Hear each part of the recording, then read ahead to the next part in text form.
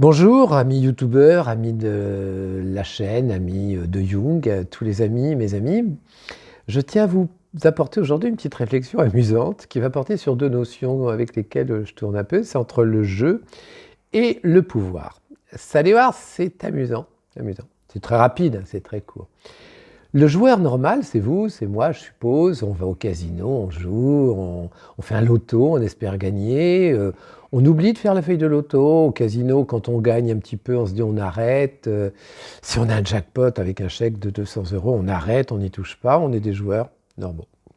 Mais des fois, le vrai joueur, ce qu'on appelle le vrai joueur, c'est le jeu qui prend le pouvoir. C'est-à-dire que le joueur, il ne peut pas s'arrêter, il continue.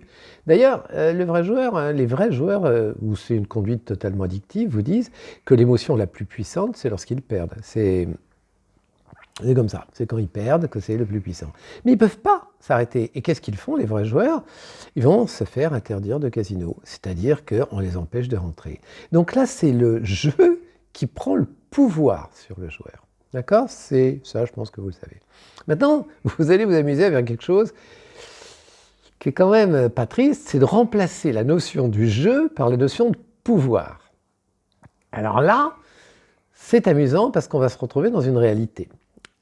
Vous, moi, on aime avoir un certain pouvoir, pouvoir de séduction, pouvoir de l'argent, pouvoir intellectuel, c'est strictement normal. Par contre, l'homme de pouvoir, lui, il va exercer le pouvoir, c'est son métier, il en fait son métier.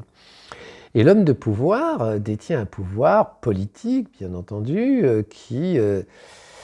c'est quand même assez impressionnant. Et puis, à l'image du jeu, vous allez essayer d'imaginer, comme le jeu, prend le pouvoir sur le joueur, que là, c'est le pouvoir qui prend le pouvoir sur l'homme de pouvoir.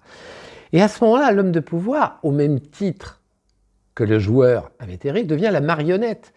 Le joueur qui est possédé, dominé, sous emprise du jeu, est une marionnette. L'homme de pouvoir qui est sous l'emprise, dominé par cette notion de pouvoir qui prend le pouvoir sur lui, n'est qu'une marionnette, alors qu'il est intimement convaincu qu'il fait les choses correctement. Alors qu'il est intimement convaincu qu'il fait les choses pour les autres. Et ce qui est amusant, c'est qu'il ne peut plus prendre de recul. Il ne peut plus, parce que c'est le pouvoir qui a pris le pouvoir sur lui. Lui, intimement convaincu qu'il fait le bien, qu'il transmet, qu'il organise, qu'il gère, ce qui est sans doute vrai.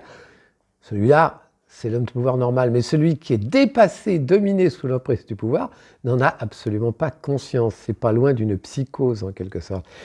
Et à ce moment-là, il est totalement décalé du monde ambiant. Et je trouve que cette notion-là du pouvoir qui prend le pouvoir sur le joueur et du pouvoir qui prend le pouvoir sur l'homme du pouvoir peut vous aider à comprendre certaines choses actuellement qui sont quand même assez croustillantes et assez amusantes, où tout est possible pour l'homme de pouvoir qui est sous l'emprise de pouvoir. Si l'individu lambda ne comprend pas, c'est qu'il est con ou qu'il a tort, quoi. Voilà. Je vous laisse réfléchir à ça. Moi, j'ai trouvé ça amusant. Je vous laisse le partager. C'était très court et je vous souhaite une bonne soirée.